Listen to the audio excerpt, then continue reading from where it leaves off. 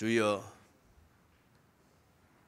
바로 살고 싶지만은 체질적으로 뒤틀어져 버리고 오도되어서 바로 살고 싶은 만큼 그것이 안타까움이 되고 죄책감이 되는 모순되고 역설적인 주의 자녀들이 이렇게 모였습니다.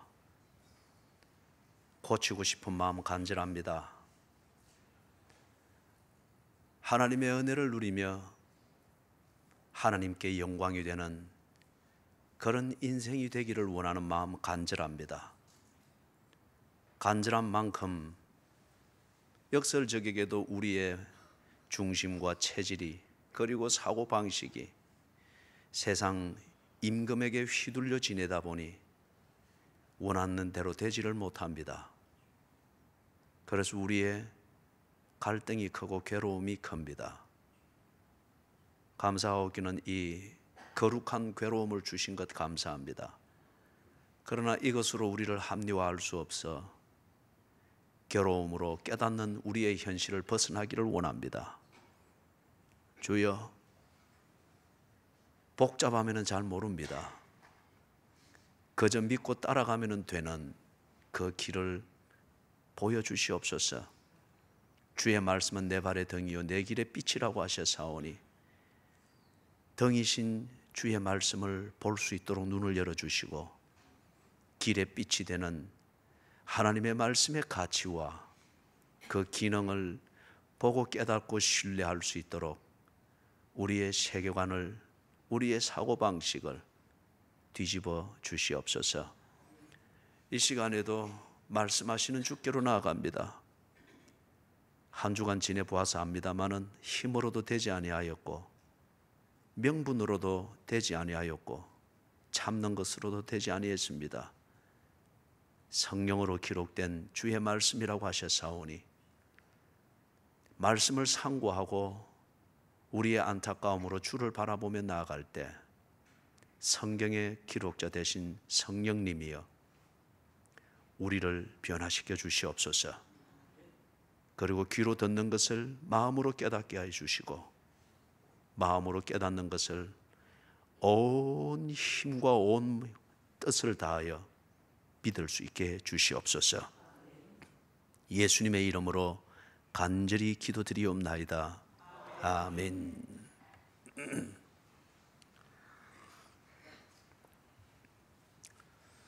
하나님 중심은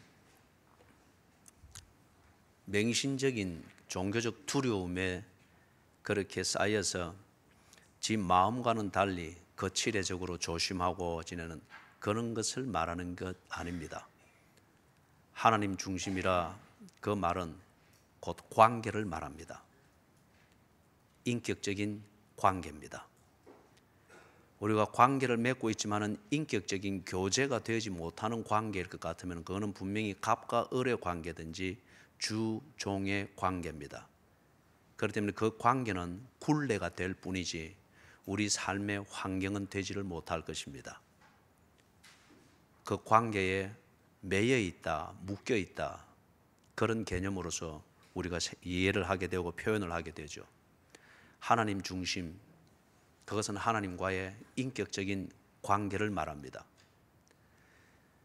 그런데 하나님 중심, 다시 말해서 하나님과의 인격적 관계를 알고 그 관계에서 이루어질 수 있는 자연스러운 교제를 즐기게 되는 것, 하나님을 알 때 동시에 내가 누구인지를 알 때에 그 인격적 관계와 그 관계 위에서 교제를 발전시켜 나갈 수 있습니다. 하나님을 알 수 있고 더불어서 내가 누구인가를 알 수 있는 것은 성경을 통했습니다. 성경이 아니고는 하나님이 누구인지 알 수가 없습니다. 그리고 성경이 아니고는 내가 누구인지를 알 수가 없습니다. 왜 성경을 통해서만 그것을 알 수 있습니까? 그게 오늘 설교의 중요한 주제 중에 한 요소입니다.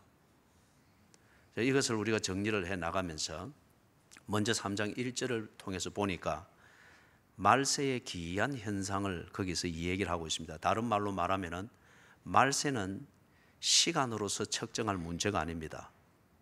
말세는 일어나는 현상으로서 말세를 측정해야 합니다. 말세는 시간이 다 소진되어 간다고 하는 그걸 말하는 게 아닙니다. 말세는 목적이 다 성취되어 가는 그 때를 말합니다. 목적이 다 성취되어져 가는, 존재의 목적이 다 성취되어져 가는 그 시점을 알려주는 것, 그것을 지금 디모데후서 3장 1절에서부터 13절 사이에서 역설적인 현상을 가지고서 우리에게 알려주고 있습니다. 그렇죠. 목적이 성취되어져 가는 시점이 되어지면은 환희를 부를 사람이 있고, 동시에 목적이 성취되어지는 시점이기 때문에 목적과 상관없이 살았던 사람이나 목적과 상관없이 시간을 보내었던 시간과 에너지는 깊은 후회와 탄식과 괴로움이 가중되어질 것입니다. 목적지에 다다라 가면은 바른 길을 갔던 자동차는 이제는 목적지에서 할 일을 준비를 합니다. 그러나 목적지와 상관없이 길을 달려갔던 자동차는 갔던 만큼 후회하고 탄식하죠. 그래서 운전자의 괴로움이 큽니다. 그래서 3장 1절에서부터 13절까지 나오는 이 내용은 말세가 이르렀기 때문에, 다시 말해서 존재의 목적이 다 성취되어져 가는 그 때가 가까이 왔기 때문에 목적과 상관없이 살았던 인생, 목적과 상관없이 보내버린 그 시간에 탄식해야 될 그 요소, 이 역설적인 현상을 나열을 하고 있습니다. 아주 일상적이고 그리고 우리가 경험하고 있는 이 내용입니다. 다른 말로 말하면 1절에서부터 13절에 나오는 여기 쭉 열거되어져 있는 이 현상을 지적하는 목록들이 오늘 내 삶에서, 내 일상에서, 내 밥상에서부터 침실에 이르기까지 일상과 일과에서 내가 여전히 경험을 하고 있다고 하는 것 같으면, 그러면 결론은 뭡니까? 나는 말세를 살고 있습니다. Doomsday coming, 종말의 때가 다가온다는 이 제목을 가지고 영화를 만들었죠. 그래서 흑석이 떨어지고 유성이 떨어지고 종말은 그렇게 오지 않습니다. 종말은 지금 내가 이것을 경험하고 있다면 나는 지금 종말을 살고 있습니다. 종말은 두 가지 차원에서 생각해야 됩니다. 하나는 개인적 종말입니다. 당신은 죽습니다. 이 문을 나서다가 죽을지도 모릅니다. 내가 살아있다고 하는 것은 내가 죽는다고 하는 것을 증명하는 현실적 증거입니다. 내가 죽듯이 당신은 죽습니다. 죽을 때에 사람들은 나름대로 감지할 수 있는 현상을 겪기도 합니다. 보편적인 현상을 예를 들면 내가 더 이상 어떻게 컨트롤할 수 없고 의학이 손을 들어버릴 중병에 시달리기도 합니다. 하나의 예입니다. 개인적 종말입니다. 그렇기 때문에 사람은 누구나 다 말세를 살고 있습니다. 내 죽음이 언제 올 줄 모르고 그것에 대해서 내가 대비할 수 있는 게 아니기 때문에 말세를 살고 있습니다. 다른 차원은, 궁극적인 차원은 뭐냐? 모든 존재가 끝이 납니다. 이 지구라고 하는 것, 어쩌면 우주체계, 우리가 존재하고 있는 이 존재의 현재의 이 패러다임 자체가 바뀌어버리는 그게 올 겁니다. 이걸 보고 우리는 보통 흔히들 이야기하는 종말이다, 그렇게 말하고 그 종말이 가까이 왔을 때를 가리켜서 우리는 말세다, 그렇게 이야기합니다. 이 두 가지 차원입니다. 그렇기 때문에 여러분, 영화에서 보듯이 그런 큰 어떤 그림으로 오는 종말만을 기다리면서 자기 개인의 사생활을 방치하고 종말을 구경할 것이라고 관중석을 찾고 있는 어리석은 삶을 살아서는 안 됩니다. 관중석을, 종말을 구경하기 위해서 관중석을 찾고 있는 지금 당신이 보내고 있는 그 시간이 바로 당신의 말세입니다. 관중석을 찾다가 죽는 사람들이 얼마나 많은지 모릅니다. 그렇기 때문에 여러분, 다시 이 본문에 나오는 내용으로 돌아가서 지금 1절에서부터 13절까지 나열되어 있는 정확히 일상적인 이 일들이 바로 내 삶의 얘기고 내 일과의 내용인 것 같으면 나는 지금 종말을 살고 있습니다. 여기에 대해서 다른 더 이상 이견이 없고 이걸 증명해야 될 그런 불필요한 설명이 있을 필요가 없습니다. 말세입니다. 어떤 현상들이 일어나는가? 2절 이하에서부터 쭉 나타나는데, 지금 2절 이하에서부터 5절까지 나오는 이 내용들을 보면은 한마디로 말하면 왜 이런 일들이 일어날까? 도덕적으로 볼 때 퇴폐하고 부패하고 부패한 이것 자체를 쾌락의 한 수단과 내가 지금 행복하다고 하는 행복을 가늠하는 지수로 삼고 있단 말이에요. 이거는 지극히 당연한 얘기예요. 우리가 지금 매스미디어든지 이 TV 드라마든지 아니면은 이런 것들을 쭉 통해서 내가 주로 어떤 종류의 드라마를 즐기고 있느냐, 어떤 종류의 프로그램을 즐기고 있느냐, 그거 보면은 이거 분명하게 나옵니다. 우리는 순애보보다는 막장 드라마와 같은 사랑 얘기를 소재로 한 그런 드라마의 시청률이 더 높습니다. 실제로 우리 자신들도 그런 것을, 갈등이 더 말도 안 되는 그 얘기를 가지고 갈등을 일으켜서 갈등 속에서 사람이 망가지고 가정이 깨지고 거기서 훌쩍훌쩍 울고 힘들어하는 그 몸부림을 소재로 한 드라마나 영화를 보는 것을 우리는 더 즐깁니다. 그리고 그것을 더 즐거워합니다. 말세의 현상입니다. 도덕적 퇴폐, 도덕적인 부패, 이것은 왜 일어나고 그것이 왜 우리 쾌락을 즐기는 수단이 되고 행복을 가늠하는 지수로 작용을 하느냐? 자기 중심성의 현상입니다. 자기 중심성. 다른 말로 말하면은 말세가 되어지면은 되어질수록 내가 인격적으로나 삶의 목적과 상관없이 삶의 내용이 망가지는 이 말세적 현상, 이게 가중되면 가중될수록 무슨 현상에, 무엇에 의해서 그런 것들이, 현상들이 가중되어지느냐? 자기 중심성입니다. 내 살고 싶은 대로 살고 싶다. 내가 하고 싶은 것을 하고 싶다. 내 방식대로 하고 싶다. 내가 가지고 있는 오감, 미각, 청각, 어떤 이런 오감을 통해서 만족을 느끼는 이런 방식의 어떤 행복이 아니면은 나는 그것에 대해서 무가치하게 생각한다. 그게 자기 욕구 중심이고 자기 중심성의 삶을 말하는 그런 현상입니다. 그러다 보니까 여기 2절, 3절, 4절, 5절에서 나오는 이게 아주 일상이 되어집니다. 예를 들면은 2절에서 자기를 사랑하며, 그렇죠. 현대로 오면 올수록 자기를 사랑하는 이게 더욱더 가중되어지고 이게 현대의 모든 도덕의 중심을 차지하고 상담도 이것 중심으로 이걸 논지로해서 상담들이 이루어지고 문제를 푸는 그런 노하우들을 궁리하는 것에 집중되어지는 걸 봅니다. 자기를 사랑하며. 그러다 보니까 한 가지 더 예를 들면 2절 마지막에 부모를 거역하며, 이 세상에 사는 우리의 그 삶의 구조 안에서 자기를 사랑하는 것의 가장 대표적인 예가 뭐냐? 부모를 거역하는 것으로 나타나죠. 특별히 우리나라가 지금 이 21세기로 들어오면서 이 문제는 더욱더 심화되어지고 있다고 봅니다.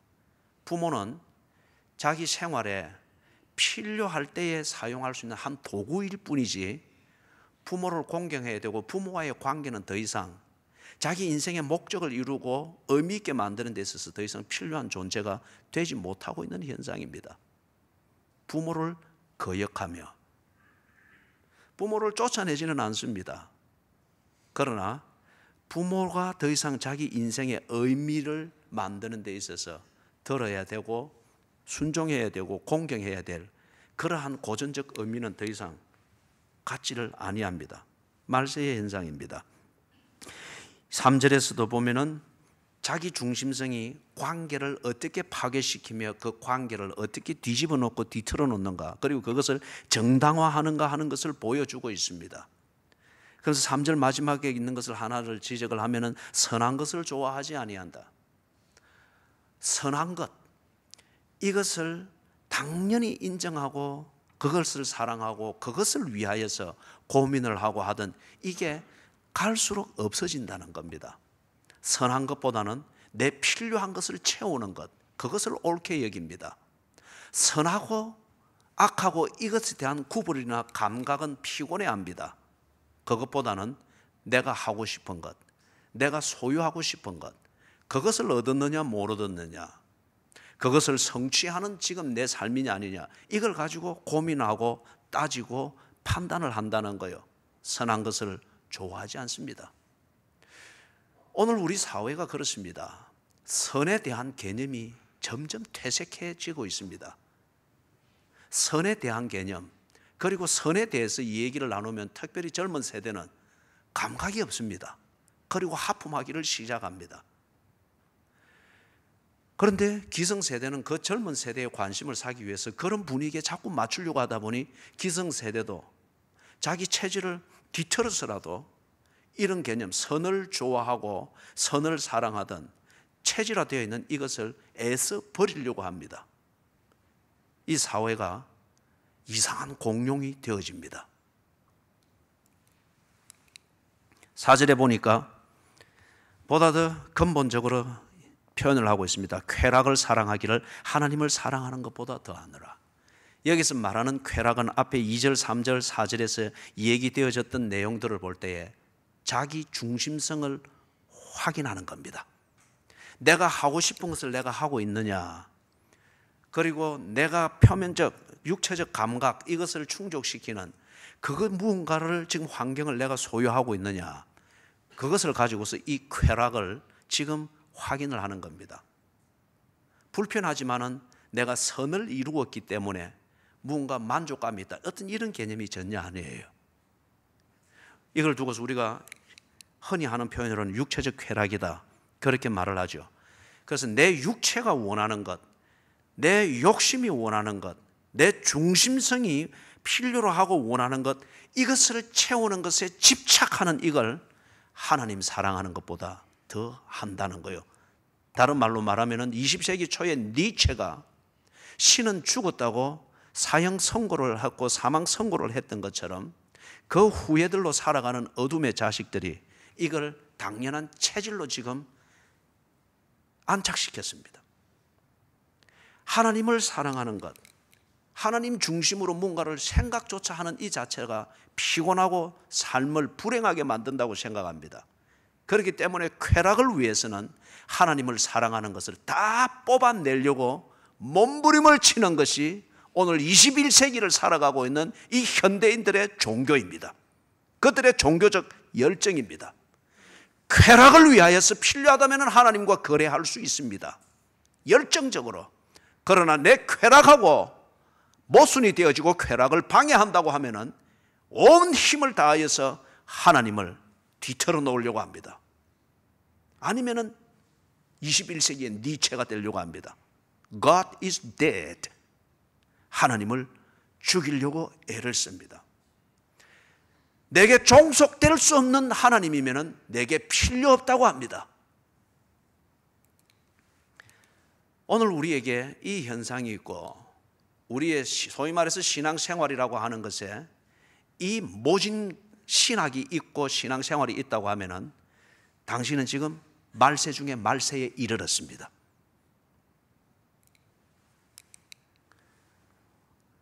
오절에서 이걸 기독교적 용어로서 보다 구체적으로 표현을 합니다. 경건의 모양은 있으나 경건의 능력은 부인한다고 합니다. 경건은 영어 표현으로 godly 그렇게 표현을 합니다. 부사적 표현입니다만은 godly, 하나님을 닮은 분위기입니다. 하나님을 닮은 그 분위기가 어느 정도 있느냐 정도에 따라서 경건한 사람이다, 경건하지 못한 사람이다. 이것은 이렇게 되다 보니까 사람들이 거칠의 모양새를 가지고서 예수를 잘 믿는 사람, 하나님 중심으로 사는 사람인 것처럼 자기를 관리하고 자기를 표시합니다. 도덕은 자기 관리의 수단입니다. 예수를 믿는 사람들이 자기 관리의 수단을 일반적인 도덕으로 하지 아니하고 거기에 더하여서 기독교적 옷을 입혀서 기독교적 도덕을 가지고서 신앙이라는 이름으로 자기 관리를 합니다. 기도가 뭔지를 모릅니다. 그러나 기도하는 분위기를 만드는 제스처는 몸에 익었습니다. 성경 중심으로 사는 일상이 없습니다. 그러나 성경을 늘 읽고 내가 성경에 근거해서 이 말을 하고 성경에 근거해서 고민한다고 하는 분위기나 표현은 입에 달고 다니고 있고 분위기를 아주 잘 만들어냅니다. 교회에 정기적으로 출석을 하고 예배를 드림에 있어서 모양새에 있어서 도덕적 관리가 되기 때문에 다 같은 한 스피릿, 같은 영어로 예배를 드리는 것 같습니다. 경건의 모양입니다. 그러나 그 속을 MRI가 있다고 하면 그것을 촬영할 수 있는 MRI가 있다면 쫙 촬영하면서 동시에 스크린으로 내면은 5만 가지가 다 떠오를 것입니다. 예배의 하나님을 바라보며 그 앞에서 경외함과 두려움과 감사함으로 나아가는, 그래서 전율하고 있는 그 영혼은 보이지를 않는 경우가 거의 대다수일 겁니다. 신앙의 문화를 가지고, 교회의 문화를 가지고, 신앙 생활의 그 치레를 가지고, 아니면은 교리를 가지고서, 그 교리적 거미줄과 같은 논리를 가지고서 자기 자신을 그리스도인으로, 집사로, 장로로, 권사로, 목사로 모양새는 관리하고 사람들로부터 그런 인정을 끌어낼 수는 있습니다만은, 그러나 그렇게 사는 삶의 일상이 없습니다. 그 일상의 내용은 뜯어보면은 2절에서부터 4절에 나오는 이런 내용들로 꽉 차 있다고 하면은, 저나 여러분을 가리켜 경건의 모양은 있으나 경건의 능력은 부인하는 자니라. 하나님을 닮은 분위기가 거칠게로는 보이는 것 같은데, 그런데 그 사람의 밥상에서부터 침실에 이르는 일상을 뜯어볼 때에 하나님을 닮은 구석이 그 삶의 내용에는 전혀 보이지 않습니다. 경건의 모양은 있으나 경건의 능력은 부인하는 자니라. 필요에 의해서 기독교적 생활은 하는데, 그러나 그 의미와 목적을 위하여서 기독교적 삶으로 자기 자신을 전환시키는, 이것은 전혀 필요성을 못 느끼는 거예요. 기독교의 옷을 입고 지 방식대로 사는 것을 고집을 합니다. 필요하다면 하나님을 내게 맞도록 뜯어 고쳐서라도, 그럴 수 없는 하나님이면 버려서라도 지 하고 싶은 것을 하는데, 기독교적 도구가 유용하게 보이니 그렇게 하고 있는 것, 경건의 모양입니다. 그러나 경건의 능력을 부인하는 자입니다. 말세에 살아가는 사람들, 말세를 살아가고 있는 사람들의 두드러진 특징이고, 그리고 말세를 살아가고 있는 그리스도인들의 아주 두드러진 특징입니다.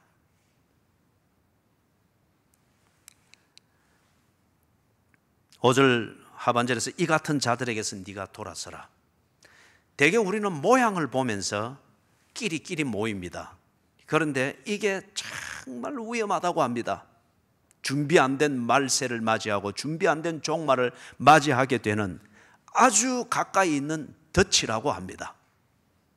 자, 사랑하는 여러분, 이 같은 자들에게서 돌아서라. 경건의 모양은 있으나 경건의 능력을 부인하는 자들, 모양새를 보고서, 분위기를 보고서 유유상종이 되어지고 끼리끼리 되어지는 이 말세의 분위기에 함몰되지 말 것을 이야기합니다. 네가 돌아서라. 말세에서 자신을 지키는 신앙의 표지입니다. 왜 돌아서야 되는가? 그 사례를 6절 7절에서 얘기를 합니다. 이것은 한 사례입니다. 그들 중에, 이것은 경건의 모양은 있으나 경건의 능력을 부인하는 자들입니다. 그들 중에 하는 일이 있는데 그 중에 한 예를 드는데, 남의 집에 가만히 들어가 어리석은 여자를 유인한다. 이것은 어떤 성적 유혹이기보다도 지금 신앙생활이 이런 것이다 저런 것이다, 자기 방식의 신앙 또는 신학, 교회생활, 이걸 가지고 신앙을 오도하는 것을 말합니다. 가만히 들어가서 그렇게 합니다. 그러니까 그 여자는 죄를 중히 주고 여러 가지 욕심에 끌림 받아요. 여러분, 신방인이 성도의 교제를 통해서 가정 방문이니 아니면은 밖에서 뭐 밥을 하면 몇 번 먹느니 또 어렵다 하더라, 그렇게 찾아서 차 한잔 하면서 이 얘기를 하느니, 이거는 기본적으로 좋은 성도의 교제입니다. 그런데 그 중에 경건의 모양은 있으나 경건의 능력이 없는 자들이 그러한 교제의 양식을 가지고서 또 좀 더 친밀감 있는 이런 다가감과 그런 성도의 교제의 모양새를 가지고서 믿음의 본질을 뒤틀어 놔 버립니다. 교회 생활의 본질을 뒤틀어 놔 버립니다. 성도의 교제의 본질을 뒤틀어 놔 버립니다. 그러다 보니까 주로 교인들은 그 능력을 보면서 아니면 그 본질을 보면서 아니면 목적에 합당한가 아니한가를 생각하면서 교제를 만들어가는 교인들이 그리 많지 않습니다. 단지 내 코드와 맞는가 문화적 동질성을 느끼면서 그 모양새를 보고 감동이 되고 어떤 거기에 대해서 호감이 가면은 뭐 다 좋다고 합니다. 그래서 끼리끼리가 됩니다. 그리 될 때에 여러분 거기 나오는 것, 그 여자는 죄를 중히 지고 여러 가지 욕심에 끌림 받대요. 같은 사람이 되어버립니다. 그게 신앙인 줄 알고 그렇게 가버립니다. 그게 성경이고 그게 신학인 줄 알고 그게 교회 생활인 줄 알고 그런 방식으로 복사품이 되어버립니다. 그래서 7절에 항상 배우나 끝내 진리의 지식에 이를 수 없느니라. 그 사람이 듣는 방식으로 설교를 듣습니다. 그 사람이 가지고 있는 문제의식, 어떤 그 관점을 똑같이 복사를 합니다. 이런 것은 우리 일상생활에서도 많이 경험을 하고 교회 생활에서도 많이 경험을 할 것입니다. 경건의 모양은 있으나 경건의 능력을 부인하는 자들을 이와 같은 자들에게서 돌아서십시오. 그와 같은 자들이 특별히 친밀감과 천사와 같은 가면과 제스처를 쓰고서 천사와 같은 말을 할 수 있습니다.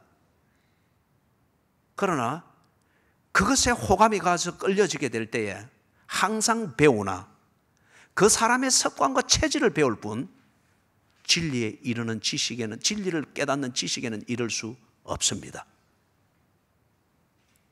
왜 예배를 드릴 때에 언제나 편견을 가지고 예배를 드리게 될까요? 진리에 의해서 조명을 받음이 아니고 경건의 모양은 있으나 경건의 능력을 부인하는 이런 자들의 처세를 배웠기 때문에 그렇습니다. 8절 9절에서 그 한 예를 이스라엘의 역사에서 보여주는데 얀네와 얌브레, 이 이름은 유대인들의 아주 초기의 전통에서 나오는데 누구를 지칭하는가 하면은 출애굽기 7장 11절에 나오는 것, 모세가 지팡이로 뱀을 만들 때에 바로가 이집트의 마술사들을 불러서 그들의 지팡이를 던져서 같이 뱀을 만들게 했죠. 그 이름이 성경에는 안 나옵니다. 그러나 유대인들의 전통에서는 그 이름을 얀네와 얌브레, 이집트의 마술사 그룹을 이끄는 리더들로 그렇게 이름을 지칭을 하고 있습니다. 바로 그것을 얘기합니다. 자기들이 가지고 있는 마술의 기술과 처세술을 가지고서 한때 모세를 대적했죠. 그러나 어떤 테크닉의 어느 부분은, 논리의 어느 한 점에 대해서는 반대를 하고 저항을 만들 수 있으나 진리를 저항할 수는 없습니다. 그렇기 때문에 모세의 그 계시의 능력 앞에서 이집트는 다 무너졌습니다.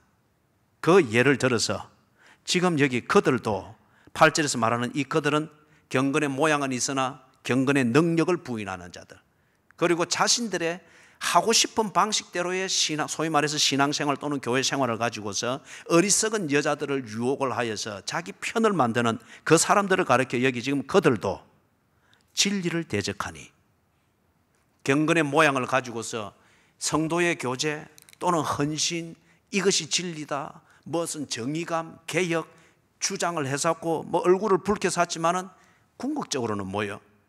경건의 모양을 내는 것뿐이기 때문에 궁극적으로는 진리를 대적하는 게 됩니다.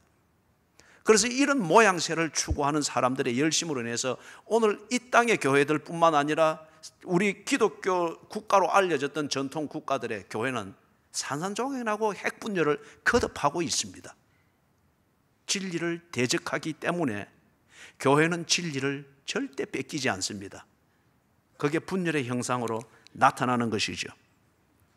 이 사람들은 그 마음이 부패한 자요 믿음에 관하여는 버림받은 자들이라. 이걸 사람들이 모릅니다.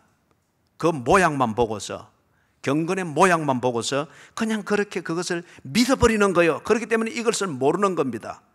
그래서 9절에 보니까 그 실제가 확인이 드러날 것이라고 합니다. 저 두 사람에 된 것 같이 얀네와 얀브레가 된 것처럼 이집트에 저항하는 그 세력이 홍해를 통하여서 그리고 6월절 마지막 날 밤을 통하여서 이루어져서 그 실체와 그 어리석음이 드러났던 것처럼 경건의 모양의 그 허상과 허구와 그리고 그 속의 사악함이 드러날 것이라고 합니다. 10절 11절 바울이 그래서 권면합니다. 나의 당한 것을 보았느냐. 경건의 능력, 즉 하나님을 닮은 분위기를 따라서 하나님 중심으로 살 때에 어떠한 삶의 내용이 있게 되는가? 그것은 여러분들이 나를 알지 않느냐? 내가 겪어왔던 그 사역의 내용들을 보고 있지 않느냐? 그것을 보아라는 거예요. 모양새가 없습니다. 닮고 싶은 모양새가 없고 그렇게 살고 싶은 모양이 없습니다. 있는 데마다 고생이고 고난이고 수세에 몰리는 것 같고 그렇습니다. 그런데 11절 마지막에 보니까 주께서 이 모든 것 가운데서 나를 건지셨느니라. 경건의 능력이죠. 이것이 그의 믿음이며 이것을 가리켜서 하나님 중심이라고 합니다. 하나님 중심으로 사니까 나를 버리는 것, 나의 중심성의 이 삶을 버리는 괴로움이 있을 수 있습니다. 자기 중심성을 강조하여 만들어 놓은 세상 임금이 만들어 놓은 이 삶의 패러다임에서 배제되어지고 불이익을 당하는 고통이라고 하는 것이 있습니다. 그러나 역설적이게도 이것을 통해서 분명하게 정리되어지는 것은 뭐냐? 나의 하나님 중심의 삶입니다. 자기 중심성이 아니다 보니 내가 나를 건질 수는 없습니다. 그러나 하나님 중심성의 삶이다 보니 하나님이 나를 건지시는 것이 확연하게 드러납니다. 이 모든 것에서 주께서 나를 건지셨느니라. 말세는 거부할 수 없습니다. 말세를 이겨야 됩니다. 말세임에도 불구하고 목적에 집중하며 목적에 더 근접해 있는 이것을 알고 보다 목적에 집중할 수 있어야 됩니다. 말세를 이길 수 있는 것은 자기 중심성이 아니고 말세를 이길 수 있는 것은 하나님 중심의 삶입니다. 그러면 주께서 이 모든 것 가운데서 나를 건지십니다. 12절 무릇 그리스도 예수 안에서 경건하게 살고자 하는 자는 박해를 받으리라. 자기 중심성을 거부하게 될 때에 자기 중심성의 삶의 패러다임이 만들어 놓은 것으로부터 배척을 받습니다. 그 기회를 잃을 수 있습니다. 그러나 11절 마지막에서 말했던 것처럼 하나님이 나를 건지시는 것, 이것을 봅니다. 그렇기 때문에 세상이 나를 볼 때는 박해를 당합니다. 하나님 중심의 삶을 삶은 진정한 그리스도인, 경건의 능력으로 사는 자는 그것이 승리인 것을 알고 세상이 줄 수 없는 평화로 그 승리를 맛보면서 승리의 노래를 부르면서 사는 겁니다. 이게 지금 12절에 나오는 그 역설입니다. 경건하게 살고자 하는 자는 박해를 받으리라. 이것을 견디고 이기고 그럼에도 불구하고 그리스도인답게 하나님 중심의 이 관계 속에서 살 수 있는 것, 그게 뭐냐? 박해를 견뎌낼 수 있는 이게 뭐냐? 능력입니다. 이게 경건의 능력입니다. 하나님 중심이기 때문에 나와 부모님의 이 관계를 중심으로 하는 것 같으면 그 자식은 결코 부모님의 이름에 욕이 돌아가는 이것을 허용하지 않습니다. 비록 내 능력이 부족하여서 사람들 내 능력의 부족의 결과 네 부모님의 이름 함자가 어떻게 되나 비아냥거리는 반응이 나올지라도 최소한 그 앞에서 분노할 줄 압니다. 내 부족함에 대해서는 내게 물으십시오. 왜 내 부모님의 이름을 거명합니까? 부모님 중심으로 된 자식입니다. 하나님 중심일 때 그 그리스도인은 하나님께 영광이 되어지고 그리스도인으로서 마땅히 살아야 될 그 삶에 대하여서 배교할 것을 원하고 그것을 떠날 것을 요구하는 세상 임금이 만들어낸 패러다임 속에서 그것을 저항할 줄 압니다. 이게 박해라고 하는 것으로 나타나는 거죠. 그러나 지지 않습니다. 하나님은 세상 임금보다 강하십니다. 그래서 이 모든 것에서부터 나를 건지셨느니라. 자, 13절에 이 말세 때에는 사람들이 악해집니다. 악은 다름이 아니라 자기 중심성이 되기 위하여서 관계를 무시하고 관계를 무가치하게 여기는 이 태도 자체가 악입니다. 하나님과의 이 관계를 저버립니다. 이유는 내가 하고 싶은 것을 하기 위해서입니다. 이게 악입니다. 말세는 다름 아니라 사람들이 악해집니다. 철저하게 자기 중심적이 되어지고 자기 하고 싶은 것 중심이 되어지기 때문에 하나님을 어떻게든지 그것으로부터 배제시키려고 합니다. 악이 말세의 특징입니다. 속이는 자들은 더욱 악하여져서 속이기도 하고 속기도 하나니, 내가 하고 싶은 것을 하기 위해서 다른 사람이 하고 싶은 것을 막아야 됩니다. 그러다 보니 공작을 하게 되고 거짓을 하게 되어지고, 무가치한 것이 가치 있는 것이라 그 사람에게는 보이게 하고 나는 내 하고 싶은 것을 찾아가야 되기 때문에 속이기도 하고, 그리고 지도 그렇게 당하는 게 말세의 현상이라고 합니다. 이런 가운데에서 주께서 나를 건지시는 것, 주님의 손길이 무엇인가? 14절에서부터 17절 바울이 구체적으로 이야기합니다. 그러나 너는 배우고 확신한 일에 거하라. 말세가 됐을 때에 그 분위기를 타려고 하지 말고, 거기서 경쟁적으로 살아남으려고 하지 말고, 더욱더 악해지는 그 속에서 연약하고 부족하고 그리고 별 수 없는 인간성을 가진 네가 어떻게 그것을 이기고 극복할 수 있겠느냐? 좀 더 나은 도덕을 배운다고 서양 철학에서 겪는 그 좌절감을 동양 철학을 가지고서 네가 이기고 네 자신을 극복할 수 있겠느냐? Never, ever. 결코 그럴 수 없느니라. 말세가 더욱더 가중되어질수록, 사람들이 더욱더 악해질수록 너는 배우고 확신한 일에 거하라. 토요일 새벽 기도를 마치고 지난 한 주간 우리가 새벽 기도 때에 창세기 22장을 강의하면서 우리의 마지막 걸림돌이 될 수 있는 것, 자식 문제를 쭉 살펴왔습니다. 토요일 새벽 기도를 마치고 돌아가서 하나님이 주시는 중압감과 압박감을 가지고서 내 세 자녀에게 메시지를 보냈습니다. 세 가지였습니다. 하나님을 두려워할 줄 알아라. 두 번째, 하나님의 임재를 느끼지 못하는 무감각한 사람이 되지 말아라. 세 번째, 교회에서 하는 생활, 예배와 성도의 교제와 교회의 치리를 무가치하게 여길 정도로 대범한 사람이 되지 말아라.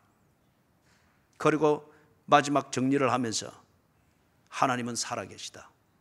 네가 이것을 잊으면 너희들은 망할 것이다. 아비가 자식들에게 보낸 메시지였습니다. 너는 배우고 확신한 일이 거라라.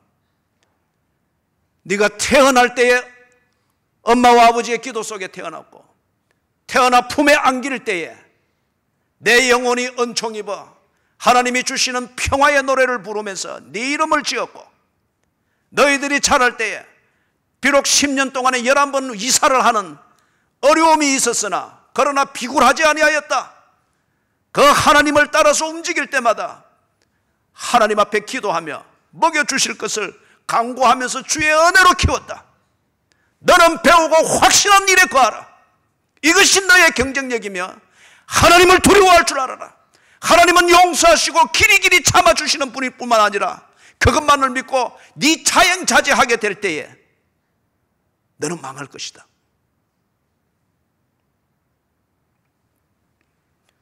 무엇을 배웠습니까? 무엇을 확신하고 있습니까? 열정은 있으되 확신하는 바가 없으면 당신은 방황할 뿐입니다. 성경을 배웠고 성경에 근거하여서 신앙생활을 배웠고 그리스도인의 가치관을 배웠다고 하면 아무리 세상이 날고 긴다고 할지라도 너는 배우고 확신한 일에 거하여야 합니다. 성경대로 될 것입니다. 하나님의 주권대로 이루어질 것입니다. 하나님을 배웠고 그것에 확신하고 있다고 하면 눈앞에 어른거리는 신기루와 같은 말세의 현상에서 이렇게 저렇게 좌지우지하고 그렇게 하지 마시고 고백하고 있는, 그리고 확신하고 있는 그리스도인의 삶의 가치와 그것의 근거가 되는 하나님의 말씀, 성경에 거해야 합니다. 잔재주를 부리다가 언제나 자충수를 두게 됩니다. 그러다 보니 마지막도 참 꼴볼견이고 볼성사납습니다. 진리는 잔재주 부리는 게 아닙니다. 확신하는 것은 한 가지여야 합니다. 하나님이면 하나님, 세상의 임금이면 세상의 임금. 배우고 확신한 일에 가라. 그러면서 너는 내가 누구에게서 배운 것을, 너는 네가 누구에게서 배운 것을 알며, 디모데는 자기 외조모와 어머니로부터 성경을 배웠습니다. 유대교의 전통이 아니라 선지자들을 통해서 주신 이 예언 말씀에 근거하여 하나님의 구원을 정확하게 배웠습니다. 그리고 이 바울을 통해서 그게 예수 그리스도인 줄 분명히 이 기독론을 분명하게 배웠습니다. 그리고 확신했기 때문에 루스트라에서 떠나 바울과 함께 그리스도인의 삶을 위해서 그렇게 헌신했습니다. 이 확신한 일에 거하라. 15절에 성경의 본질을 이야기하고 그 다음에 16절, 17절에서 성경의 기능에 대해서 이 얘기를 합니다. 다시 말해서 디모데야, 네가 배우고 확신하는 그 근거이자 모든 것이 되는 하나님의 말씀인 성경, 그것의 본질은 이렇고 그것이 우리에게 주는 기능은 이렇기 때문에 다시금 이야기하노라. 그것을 배우고 확신한, 다른 말로 하면 성경적 가치관을 따라서 네 처신을 분명히 하여라. 박해가 있다고 하여서 이리저리 잔재주 부리려고 하지 말고 확신하는 대로 거하라. 15절을 보니까 먼저 16절 초반절에 나옵니다. 성경 본질을 한마디로 이야기를 하죠. 모든 성경은 하나님의 감동으로 된 것이라고 합니다. 이 부분에 대해서 제가 복잡한 설명을 오늘은 피하겠습니다. 결론적인 얘기로 성경은 하나님의 책입니다. 우리는 그 저자가 누구인가, 논문을 읽으면 그 논문을 쓴 교수와 전공이 얻으며 그것에 대해서 어느 정도 인정을 받고 있는 사람이냐에 따라서 그 논문 내용에 대해서 신뢰를 하거나 또는 책의 내용에 대해서 신뢰를 하면서 읽습니다. 저자가 시시하고 그 부분의 전문가가 아닌 것 같으면 그 책은 일단 우리는 거들떠 보지 않습니다. 성경이 왜 배우고 확신하는 일의 근거가 되며 이것에 우리의 모든 존재와 삶의 표지를 세울 만한 가치가 있는가? 이 책의 저자는 하나님입니다.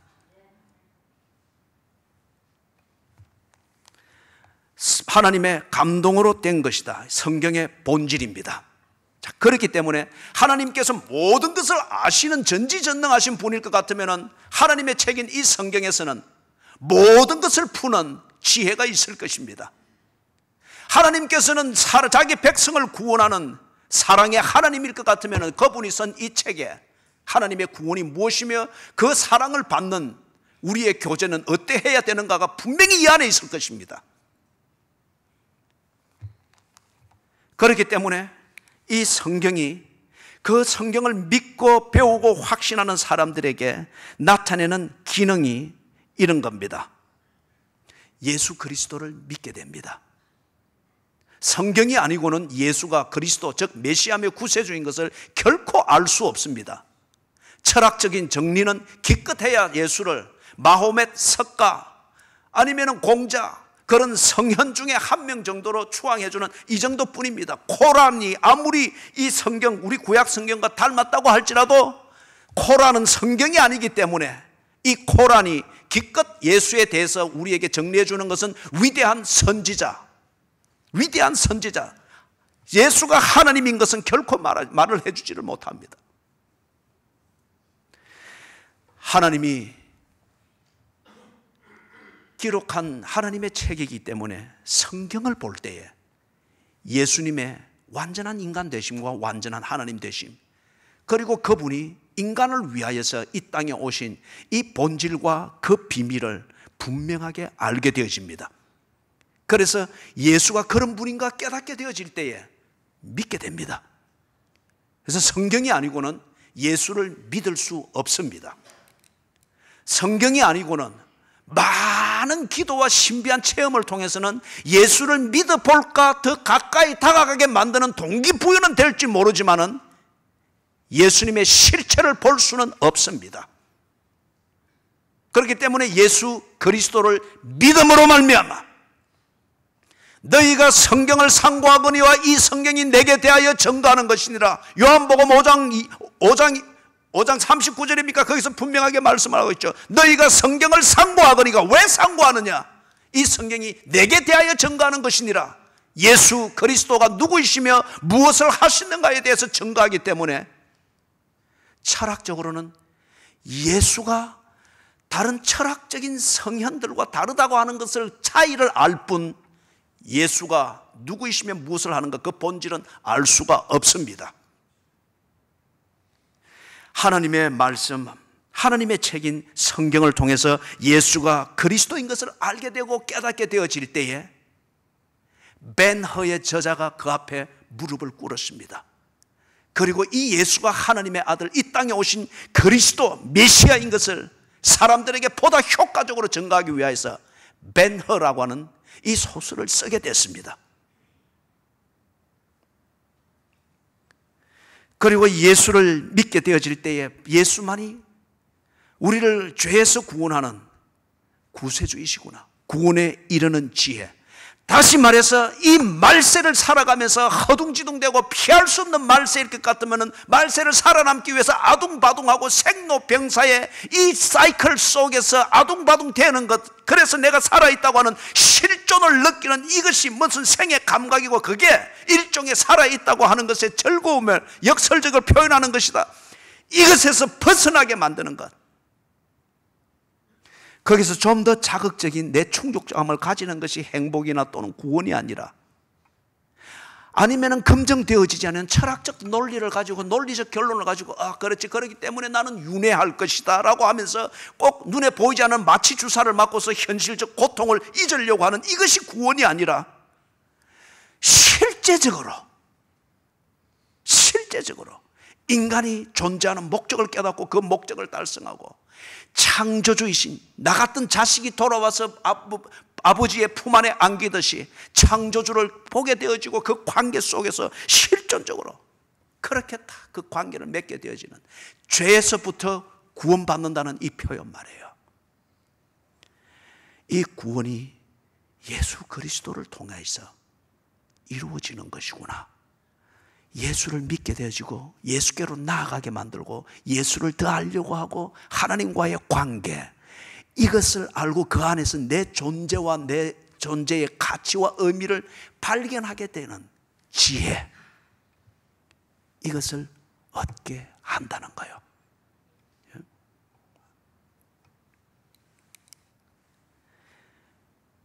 그러면서 16절에 보니까 좀 더 구체적으로 이 구원에 이르는 지혜를 얻게 하기 위하여서 이 성경을 읽고 상고하게 될 때에 다양하게 우리를 관리해 준다고 합니다.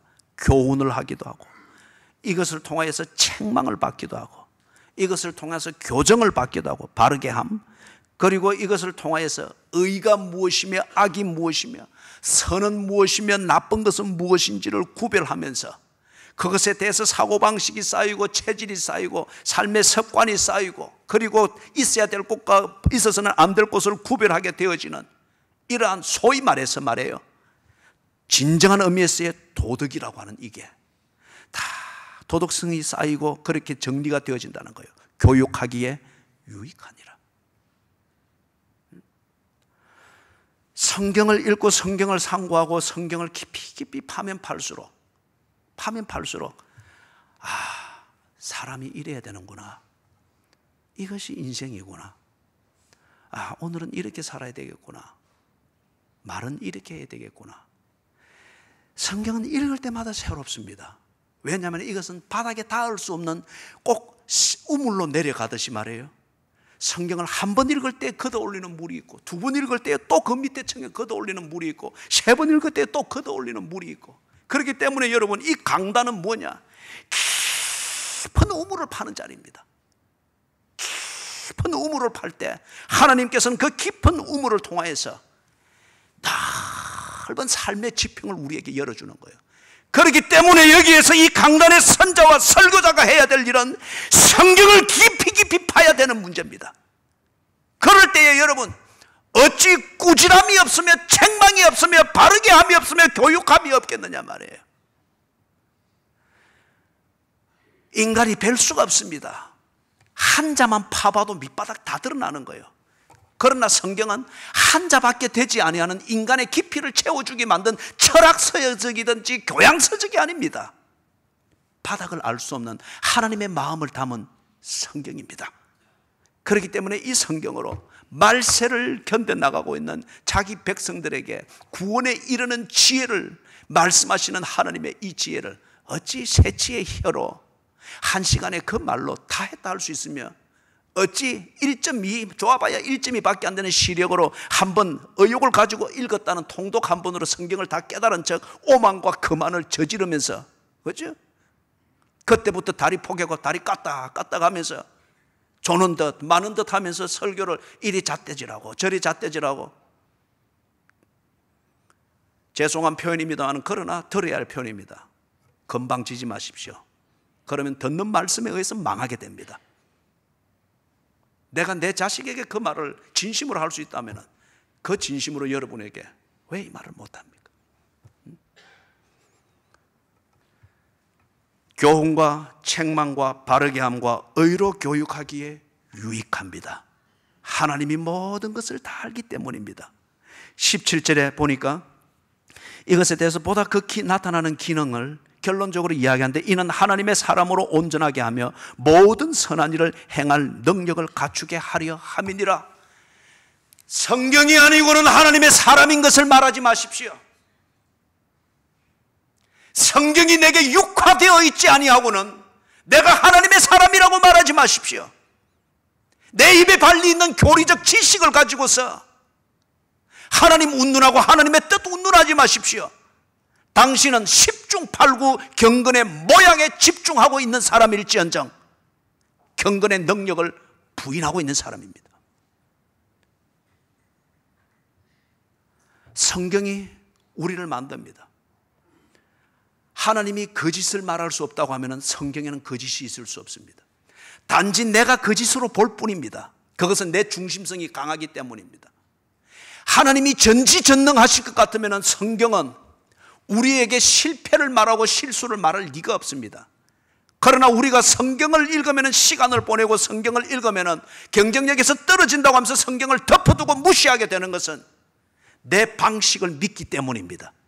성경이 틀렸기 때문이 아닙니다. 내가 성경을 틀렸다고 다 치부해버리고 그런 성경은 그 부분은 덮어버리고 그 부분은 듣지 않겠다고 하는 이유는 그것이 틀렸기 때문에가 아닙니다. 그것에 모순되는 그 무언가를 내가 그것을 믿고 있기 때문입니다. 얼마 지나지 않아서 보게 될 겁니다. 당신의 어리석음이 드러나는 것을 보게 될 겁니다. 경건의 모양, 이것을 가지고 사람을 휘두르는 사람들, 그들의 어리석음이 드러나는 것을 보게 될 것이라고 그랬죠. 사랑하는 여러분, 말씀을 정리를 합니다. 그래서 14절로 다시 돌아가면 너는 배우고 확신한 일에 거하라. 성경적 사고방식입니다. 성경적 사고방식으로 판단을 하라는 겁니다. 성경을 배우고 그 다음에 교훈과 책망과 바르게 함과 의로 교육하는 성경의 사람으로 훈련을 받고 성경의 사람으로 체질을 변화시키고 성경의 사람으로 그렇게 생각하고 판단하고 행동하는 이것을 훈련을 받고 때로 간섭을 받고 피곤하지만은 내가 옳다고 생각하는 그것이 성경과 다를 때 이것을 교정하는 그러한 과정들을 거쳐나가는 이 모든 것을 겪고 그것에 대한 훈련에 집중해야 되는 이유는 성경적 사고방식을 가지기 위해서입니다. 이걸 가르쳐서 성경이 내게 육화되어졌다, 인격화되어졌다, 그렇게 말을 하는 겁니다. 성경 몇 구절을 외우는 이 자체가 중요한 것이 아니라 외운 그것이, 왜 내가 성경을 외우느냐 말이에요. 왜 성경을 내가 내 마음에 두느냐 말이에요. 내가 주께 범죄치 아니하려 주의 말씀을 내 마음에 두었나이다. 시편 119편 11절에 나오는 다윗의 이 고백처럼 육화시키기 위해서입니다. 인격화시키는 거예요. 그걸 가르쳐 우리는 성경적 사고방식, 성경적 원리를 따라서 판단하는 이 삶이 몸에 빼이도록 하기 위해서 그런 겁니다. 너는 배우고 확신한 일에 거하라. 사랑하는 여러분, 주의 말씀이 내 발의 등이요 내 길의 빛이라고 했습니다. 우리가 알고 가는 것 아닙니다. 신뢰하고 갑니다.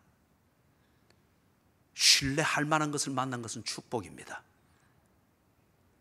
진실로 내 발에, 우리에게는 저 수평선이 보이는 그 멀지만은 뚜렷하지만은 먼 그림이 필요한 게 아닙니다. 지금 내게 필요한 것은 내 발 앞의 길입니다. 돌부리에 걸리지 아니하고 함정을 딛지 아니하고 유혹에 빠지지 않는 내 발 앞에 있는 것을 먼저 구별해야 됩니다. 성경이 내 발의 등이라고 합니다. 의심으로 길을 가는 것 아닙니다. 신뢰함으로 갑니다. 길을 갈 때 가장 신뢰할 만한 것, 등입니다. 내 발의 등이고, 그리고 내 길의 전체 그림을 보여주는 빛입니다. 하나님의 말씀인 성경이 내 발의 등이요 내 길의 빛이라고 합니다.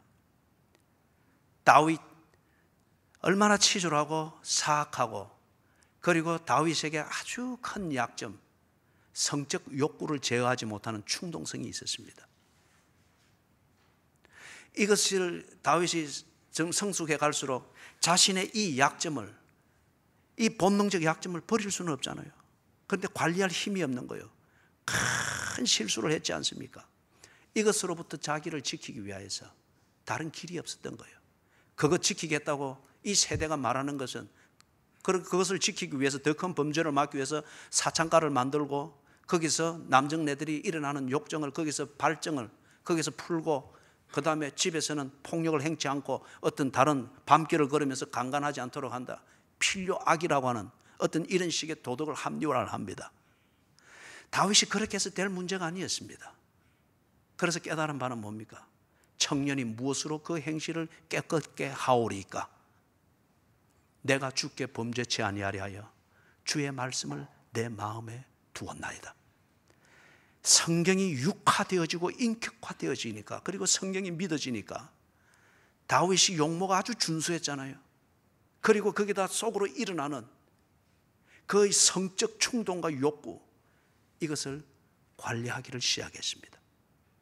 그래 그 생산적인 힘으로 발휘가 되어졌죠. 성군이 되었습니다. 정치에 집중할 수 있었습니다.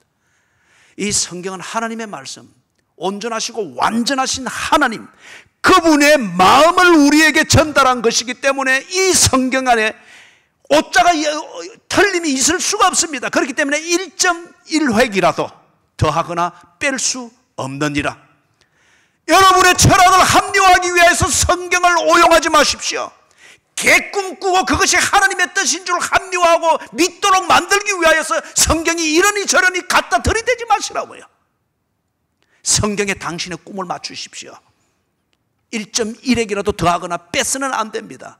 빼는 자는 여기에 있는 모든 축복이 그에서 제거될 것이며, 더하는 자는 여기에 있는 모든 저주가 그에게 더할 것이니라. 하나님을 함부로 재단하는 그것에 대한 하나님의 진노입니다. 예수님께서 그 말씀을 하셨죠. 사람이 떡으로만 사는 것이 아니요 하나님의 입에서 나오는 모든 말씀으로 살 것이니라. 우리는 떡을 구하기 위해서 하나님의 말씀을 낚싯대로 쓰거나 아니면 버려버립니다. 그러다 보니까 배는 불러지는데 의미 없이 죽어갑니다. 꼭 위암 말기 환자의 마지막 모습처럼 말이에요. 많이 벌고 많은 것을 소유한 것 같은데 그 떡을 위하여서 하나님의 말씀을 버렸습니다. 그 떡을 얻는, 그걸 위하여서 개꿈 하나를 꼭 하나님의 말씀인 것처럼 신비화하고 치장하느라 개꿈 추종자가 되어버립니다. 사람이 이상한 사람이 되어버린 거예요. 어떤 게 개꿈입니까? 초점이 없는 거예요. 그러다 보니 그의 인생이나 신앙생활이 정함이 없습니다. 사람이 떡으로만 사는 것이 아니요 하나님의 입에서 나오는 모든 말씀으로 사는 것이니라. 성경대로 되어질 것입니다. 성경적 사고방식을 성경 위에서 세우십시오. 그래서 성경을 읽고 성경을 듣고 성경을 연구하고 성경을 외우고, 그리고 성경을 깊이 깊이 새기고 묵상하십시오. 그걸 통하여서 성경적 사고방식이 세워질 것입니다. 그럴 때에 말세에 악을 행하는 사람들, 악한 사람들은 더욱더 속이고 속기도 합니다. 거기서 살아남기 위해서 허둥지둥대는 그러한 교인이 아니라 성경적 사고방식으로 그 말세에서도 말세에 휘둘리지 아니하고 여전히 목적에, 다가온 목적에 집중하면서 하나님 중심의 삶, 그리스도인이 살아야 될 마땅한 삶, 그 하나에 대해서 집중하면서 사람들이 말하는 박해, 그것보다 더 큰 집중력과 더 큰 의미와 더 큰 헌신을 가지고서 여러분의 인생을 살아내게 될 것입니다. 하나님 중심은 뭐냐? 곧 성경 중심입니다. 성경이 하나님의 말씀이고 그 하나님의 말씀이 우리로 하여금 온전한 하나님의 사람, 온전한 그리스도인으로 만들어주는 등이요 빛이기 때문에 헷갈릴 때에는 이해가 안 되더라도 성경대로 하십시오. 어려울 때에는 겁이 나더라도 성경대로 하십시오. 하나님을 두려워할 줄 아십시오. 하나님의 임재를 못 느낄 정도로 무각한 사람이 되지 마십시오. 교회의 생활, 예배, 성도의 교제, 교회의 치리를 무가치하게 여길 정도로 대범해지지 마십시오. 그러면은 망하게 될 것입니다. 성경의 얘기입니다. 성경대로 사십시오. 그러면은 하나님이 여러분을 기뻐할 것입니다. 기도하겠습니다.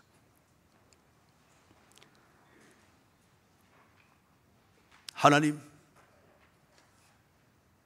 내 스스로 나의 종말을 만들고 있습니다. 그리고 이 세상은 종말을 향하여 가고 있습니다. 이 말세에 대한 감각과 이것을 감지하는 능력을 잃어버린 채 만들어진 말세의 분위기 속에서 여전히 살아남고자 하는, 그리고 쾌락을 즐기고자 하는 본능을 따라 망해가는 이 세상에서, 말세에 허우적거리는 이 세상에서 경쟁력을 키우고자 아둥바둥대는 이러한 아류로 전락해 가고 있습니다.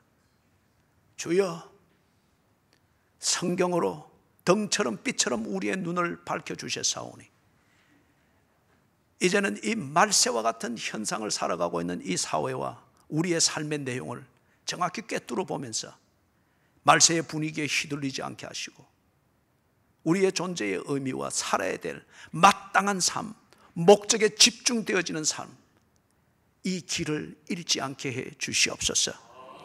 성경으로 돌아가게 해 주시옵소서. 성경을 읽고 성경을 듣고 성경을 배운 대로 그것을 믿고 그 확신 위에 서게 해 주시옵소서. 그리하여 성경대로 살아, 성경대로 생각하고 성경대로 순종하여 성경대로 일상을 만들어가서 성경에서 약속하신 대로 하나님의 사람으로 온전케 되게 해 주시옵소서. 예수님의 이름으로 간절히 기도드리옵나이다. 아멘.